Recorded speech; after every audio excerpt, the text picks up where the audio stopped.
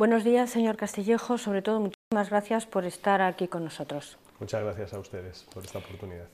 Usted acaba de publicar recientemente 2 obras, Autorregulación y deontología de la profesión periodística y Régimen jurídico del profesional de la información. Estas obras son complementarias, intentan abordar un poco la situación legislativa en el periodismo en España.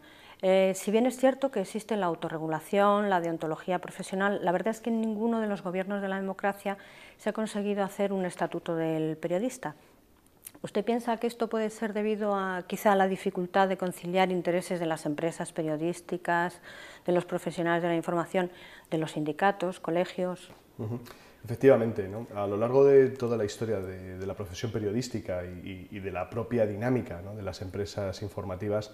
siempre hemos encontrado una tensión entre la que es la actividad empresarial, el interés empresarial de generación de beneficio o de generación de influencia, la línea editorial de las empresas y luego la que es la actividad propia del profesional de la información, el periodista.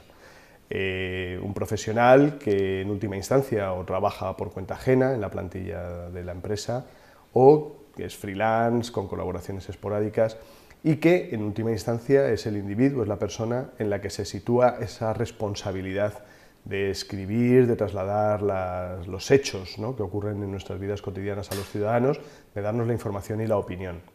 Es en esta tensión, una tensión permanente, dialéctica entre profesional y empresa, en la que al final nos encontramos con estas dificultades a la hora de garantizar desde una perspectiva legal el ejercicio cotidiano efectivo de los profesionales de la información, de garantizar vía ley sus derechos dentro de la propia empresa periodística frente a sus empresas.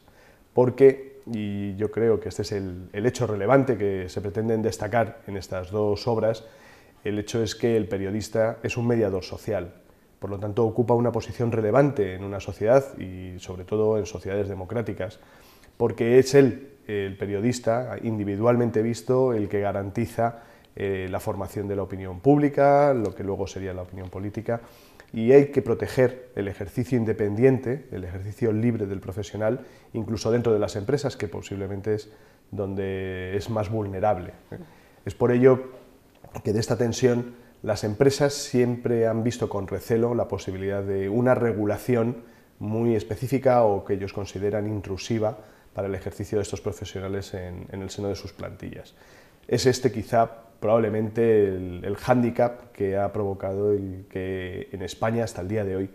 no se haya podido terminar aprobando un estatuto profesional del periodista, posiblemente por la fuerte oposición que han planteado los grandes grupos de comunicación y las empresas informativas en general.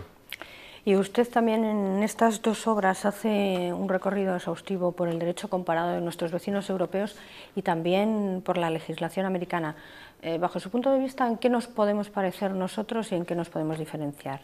Pues el denominador común, y por ello la segmentación en 2 obras, ¿no?, regulación jurídica, esto es el marco jurídico, legal, reglamentario de la profesión periodística, y por otro lado el ámbito de la autorregulación. Si en algo nos parecemos, si algo tenemos en común España y los países de nuestro entorno, del entorno democrático, sobremanera los países de los Estados miembros de la Unión Europea, Estados Unidos, Canadá, etcétera, es precisamente que disponemos todos en nuestro conjunto una legislación bastante somera, no excesivamente desarrollada, o sea, una legislación muy poco amplia, por decirlo de alguna manera, y en cambio, y esto es interesante, en el ámbito de la profesión periodística se ha desarrollado a lo largo de los años un fortísimo cuerpo doctrinal normativo de carácter autorregulatorio, de carácter deontológico. Desde mi punto de vista, los profesionales de la información, los periodistas,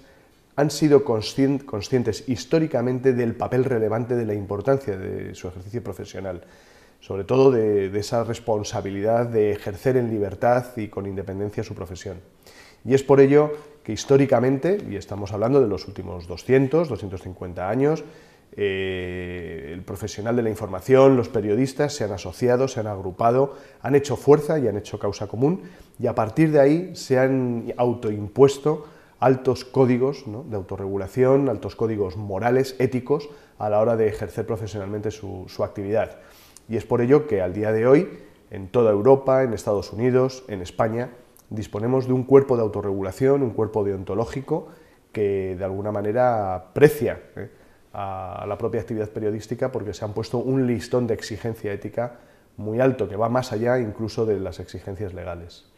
Y usted en el año 1997, ya en un artículo, denunciaba o anunciaba el peligro que podía suponer la concentración de medios y de infraestructuras de comunicación en manos de grupos de poder que realmente llegan a construir verdaderos monopolios.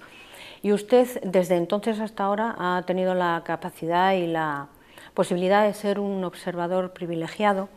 no solo como docente y como investigador, sino también como consejero de la Comisión del Mercado de Telecomunicaciones. ¿Usted cree que en la actualidad existen mecanismos en las democracias que puedan controlar, digamos, un poquito estos monopolios? Mecanismos tenemos, posiblemente todavía insuficientes, y a los hechos y a las pruebas me remito de los altos grados de concentración en los que ocasiones, bueno, pues nos tenemos que enfrentar a ellos o sufrir en nuestras sociedades, o por ejemplo en concreto en España. Pero es verdad que tenemos instrumentos y que la situación no ha cambiado nítidamente para mejor desde hace unos años a esta parte. Con lo cual, aquello que pensaba hace 11, 12 años, en este sentido, pues prácticamente sigo pensando lo mismo, quizá con algún matiz que ahora quizás detallaré. Pero cuando hablamos de sectores, como por ejemplo las telecomunicaciones, ¿no?, donde ahora desempeño mi actividad como consejero de la Comisión del Mercado de las Telecomunicaciones, desde mi punto de vista hay un hecho relevante cuando se aprobó la ley de liberalización de las telecomunicaciones, ahora precisamente unos 10-12 años, que es inicialmente cuando se aprobó por Real Decreto Ley la liberalización de las telecomunicaciones en España y se crea el organismo regulador para garantizar la competencia en nuestro país, la CMT, inicialmente se crea para garantizar y fomentar la competencia. Pero en la tramitación parlamentaria de este Real Decreto Ley, una vez que se convalidó, el Parlamento tomó la decisión de tramitarlo como proyecto, se introdujeron una serie de enmiendas que yo siempre he considerado muy relevantes. Y es que la competencia es un valor importante, pero no es válido por sí solo. Es valioso en tanto en cuanto que debe de orientarse al beneficio o dirigirse al beneficio de los ciudadanos. Este es el valor supremo a proteger, que es el interés de los ciudadanos y el que la competencia repercuta en beneficios para ellos. Servicios, en el caso de las telecomunicaciones, mejores servicios, más baratos, diversos, plurales, etc. En el caso de la comunicación,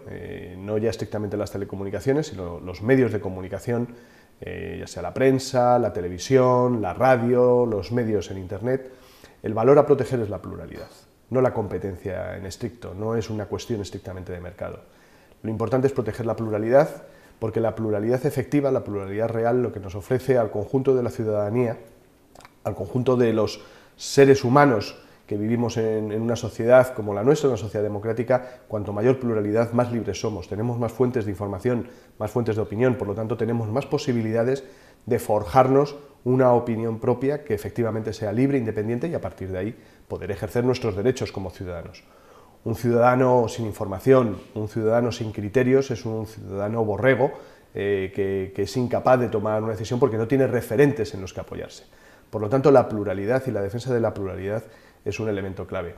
Y en el caso español, al día de hoy seguimos teniendo un hándicap, una rémora terrible, y es que al día de hoy seguimos siendo el único país de la Unión Europea, de la Unión Europea de 27 estados, que carece de un organismo regulador independiente para el sector audiovisual. La televisión es el medio de comunicación más influyente al día de hoy, el que tiene más capacidad de incidencia sobre la sociedad, y al día de hoy, a diferencia del resto de los estados de la Unión Europea, seguimos sin tener este organismo regulador independiente para garantizar la pluralidad, para garantizar el tratamiento adecuado de los contenidos, y por ello yo creo que con esta asignatura que tenemos que aprobar, esperemos que en el próximo año, en 2009, esperemos que la situación mejore respecto de la que ya advertíamos negativamente en 1997. Y usted también en muchos foros y en muchos momentos hace una afirmación, que es que la libertad de expresión no se puede deslindar de la libertad de comunicación. Entonces, también advertía del peligro que la mediocracia, el poder de los medios como nuevas formas de oligarquía pueden representar para Latinoamérica. Sin embargo, paralelamente asistimos a hechos como detenciones de periodistas, cierres gubernamentales de cadenas en países del Cono Sur en los que teóricamente impera la democracia. Entonces, ¿usted piensa que puede ser tan peligrosa la oligarquía como el caudillaje? Sí, por supuesto, ¿no? Y de hecho, normalmente los regímenes totalitarios suelen ver, y esto es una dinámica permanente en la historia de la humanidad, las oligarquías, los ámbitos poderosos, ¿no? Desde la perspectiva política, los ámbitos dictatoriales, ¿no? Siempre han visto como un enemigo a los medios de comunicación, sobremanera cuando no son controlados por ellos mismos. Con lo cual es habitual, ¿no? Observar en cualquier golpe de Estado, en cualquier intentona de carácter dictatorial, el ver asaltos, cierres, detenciones, asesinatos, desgraciadamente, de periodistas, como se suele decir, ¿no? A quien se suele primero matar es al mensajero. Y el mensajero en este caso son los profesionales de la información, que como decía antes, ¿no? Cumplen un papel esencial, son un eslabón imprescindible en la elaboración y en la estructura de la sociedad, que es ese papel de mediador, ¿no? De mediador social, el que nos traslada, el que nos acerca a la realidad del mundo que nos rodea a todos los ciudadanos. Por lo tanto, el riesgo real de mediocracia, ¿no? de intento de suplantación por parte de los propietarios de los medios de comunicación, de suplantar la soberanía popular o la representación de la soberanía popular, es una permanente, ¿no? Es una constante, lo ha sido desgraciadamente, ha sido una realidad, por ejemplo en España durante los 40 años de la dictadura franquista, con una televisión única, grande y desgraciadamente no era libre, en el ámbito de la radio, de la televisión, y nos lo encontramos al día de hoy en regímenes o dictatoriales o de apariencia democrática en algunos casos, pero con una fuerte presión o incidencia del gobierno de turno sobre los medios. Porque también hay muchas formas, ¿no? De chantajear, intentar mediatizar y condicionar, coaccionar el ejercicio de la libertad de expresión. Y en relación con la primera parte de su pregunta, yo siempre he insistido, y ahí no estoy solo, yo creo que somos muchos los que pensamos lo mismo, se suele argumentar y defender de forma incluso en ocasiones extemporánea o desmedida el derecho a la libertad de expresión, y sobre todo por parte de propietarios de medios de comunicación. Pero la libertad de expresión, que efectivamente es un derecho fundamental y por lo tanto un valor y un derecho de todos los ciudadanos, la libertad de expresión de los medios debe de ir acompañada de otra serie de derechos y libertades de comunicación pública que, por ejemplo, en el caso nuestro, en el caso de la Constitución española, se encuentran en el artículo 20 de nuestra Constitución. La libertad de expresión, la libertad de comunicación de la que gozan los periodistas, las empresas periodísticas, una libertad que debe ser ejercida de forma responsable, tiene una contraparte en el lateral de los ciudadanos, que es el derecho que tenemos todos a que se nos diferencie la opinión de la información y a que se nos informe de manera veraz, que no se nos engañe. Y por lo tanto, yo creo que la combinación de estos derechos y libertades, el tener una perspectiva bilateral de los derechos y libertades de comunicación pública, es lo que sí que genera una realidad de libertad efectiva que compartimos tanto el profesional de la información y sus empresas como los ciudadanos. Y, señor Castillejo, en estos temas ¿no cree usted que puede existir una desvirtualización del lenguaje, del significado de las palabras, aquello que Mario Benedetti denunciaba en su poema cuando decía: en mi país hay un presidio llamado libertad y quien vive en libertad tiene para 30 años de condena? Pues efectivamente, ¿no? La libertad no es un concepto vacuo o abstracto, sino que la libertad en última instancia es el ejercicio efectivo de nuestros derechos y en este caso también libertades por parte de todos nosotros. La libertad de expresión, el ejercicio de los derechos y libertades de comunicación pública están permanentemente amenazados. En España tenemos ejemplos muy recientes. Se me ocurre hace escasamente 6-7 años, ¿no? A resultas de la convocatoria de una huelga general, se pudo constatar cómo por parte del Estado, como por parte de los poderes políticos en aquel momento, se ocultó, se intentó aplastar la información en relación con aquella convocatoria, de huelga general, y aquel intento de manipulación y utilización desde el poder político de la radio y la televisión pública, de Radio Televisión Española en aquel momento, por el último gobierno de Aznar, terminó provocando un hecho que no tiene parangón en el resto de Europa, ¿no? Y fue la condena de la Audiencia Nacional de la dirección de Radio Televisión Española por manipulación informativa, ¿no? Fue aquella famosa sentencia leída en contra de su voluntad por Urdaci, en la que se hizo famoso lo de la CCOO, ¿no?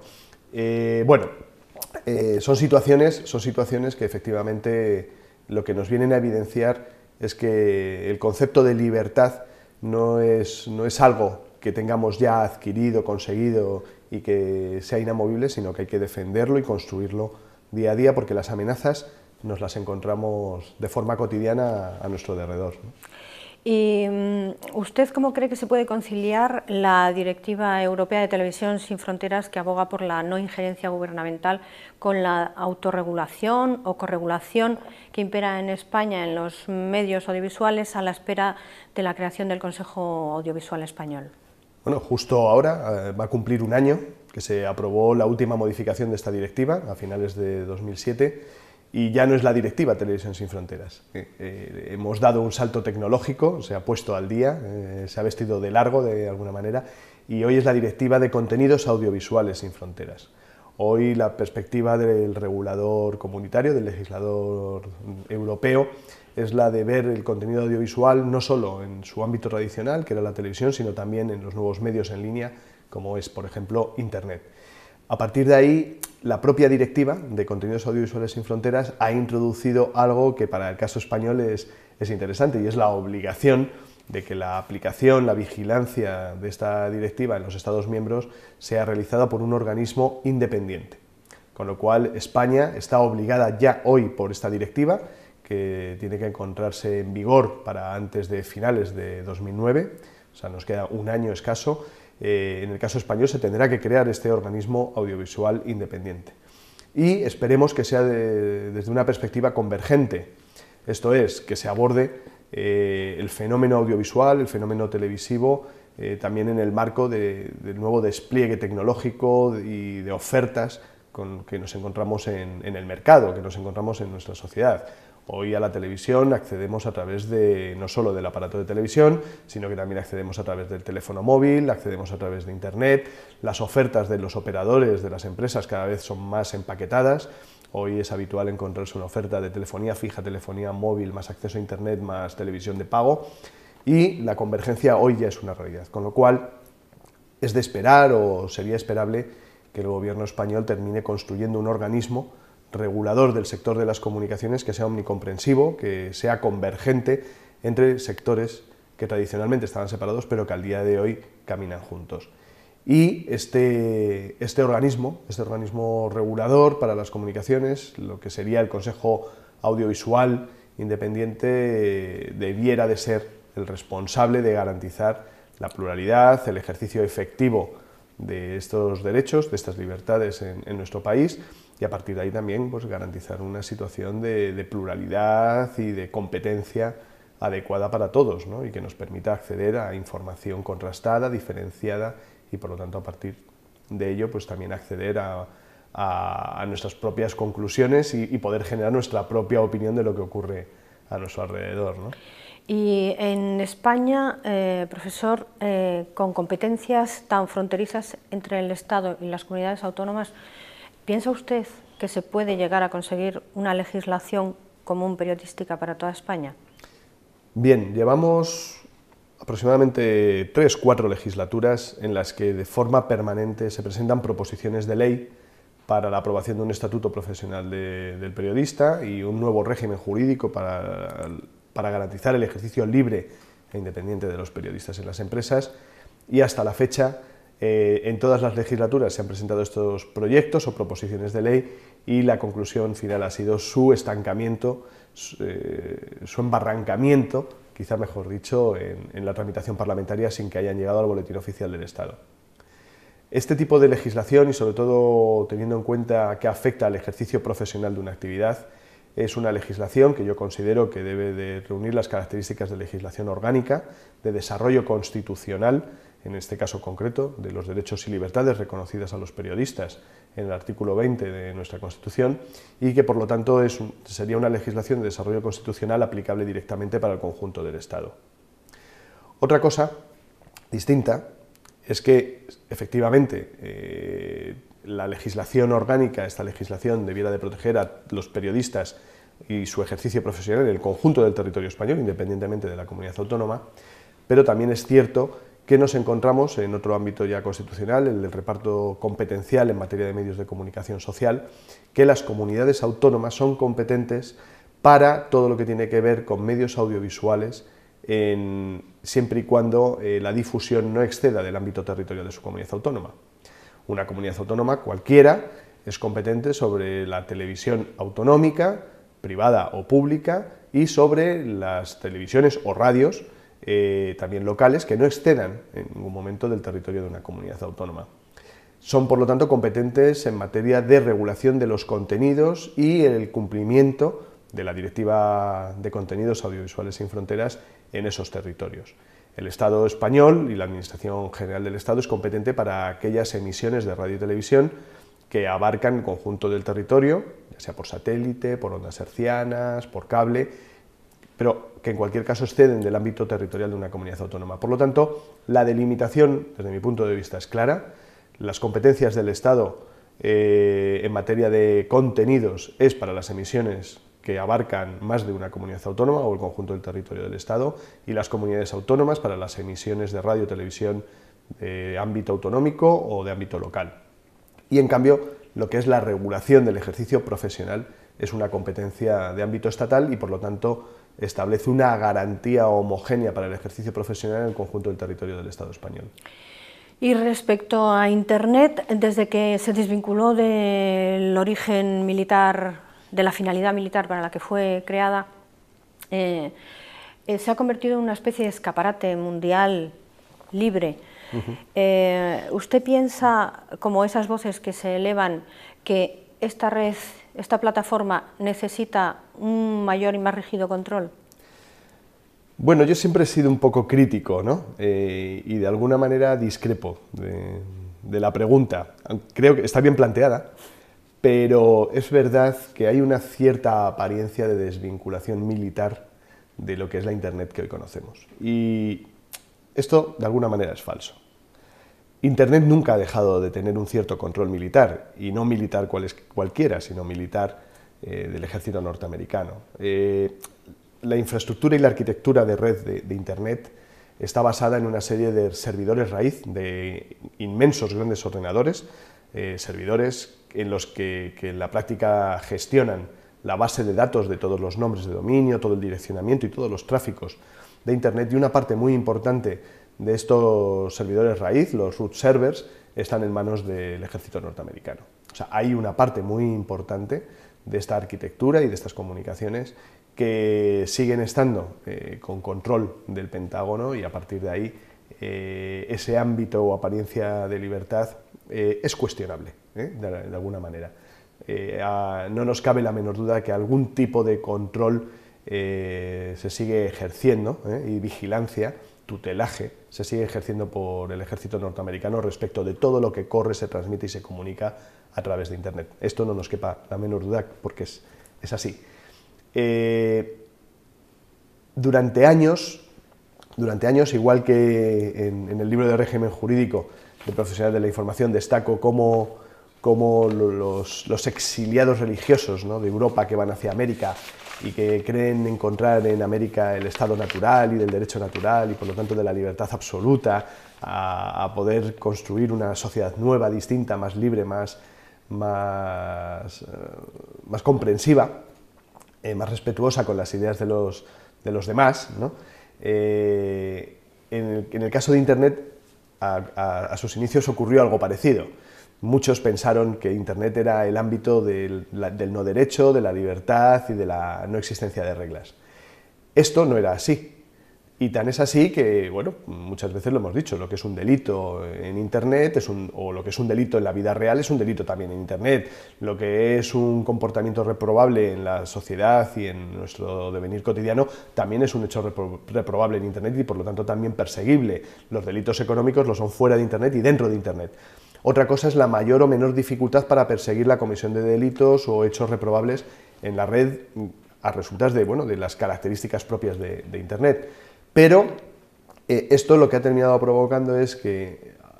este clima popular, general, esta percepción de que en Internet no había reglas ha terminado provocando que todos los legisladores de todos los países del mundo, los legisladores a nivel comunitario, etcétera, hayan terminado provocando una masa de normas y de regulaciones específicas para Internet que de alguna manera incluso han terminado generando una situación de sobreregulación, de saturación regulatoria respecto de Internet. Muchas normas eran directamente o podían ser aplicables directamente a la realidad de Internet, como por ejemplo las ventas a distancias para todo lo que tiene que ver con comercio electrónico, etcétera, etcétera. Pero que de alguna manera han podido incluso llegar a poner en cuestión o ahogar en algún momento un desarrollo mucho más ágil o mucho más dinámico de los servicios que hemos tradicionalmente accedido a ellos a través de Internet. Pero en cualquiera de los casos, y esto sí que me interesa insistir en ello, Internet es una faceta más de nuestras actividades, de nuestros servicios, de las utilidades a las que accedemos en nuestra vida cotidiana y por lo tanto no es una realidad disociable del resto de las normas o regulaciones en las que tradicionalmente hemos vivido y que por lo tanto forman una parte más de nuestras vidas, de nuestras sociedades y por lo tanto también de su regulación. Y, señor Castillejo, para finalizar, una pregunta de este mundo. Díganos, ¿qué futuro espera a la profesión periodística y a la libertad de expresión? Pues el futuro, yo soy optimista, por naturaleza, y la sociedad de momento no me ha corrompido.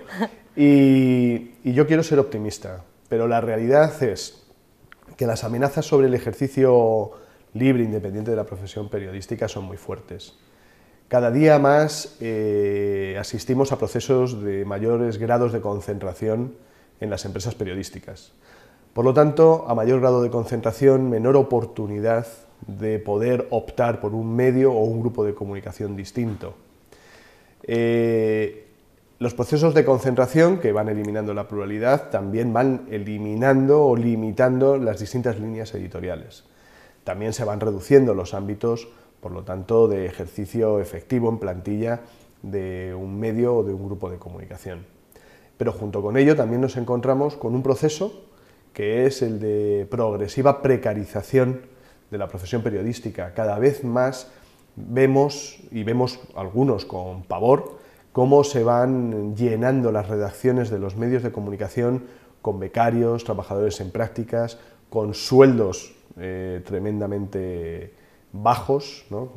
Generándose situaciones de dumping social que desde luego es denunciable desde todo punto de vista, y a través de estas políticas estamos entrando en una dinámica de puesta en riesgo, en peligro real, del ejercicio efectivo, libre, independiente, profesional, de una actividad tan importante, tan relevante, como que mereció por parte del constituyente, de los legisladores que elaboraron la Constitución española, menciones específicas y medidas específicas para proteger su actividad.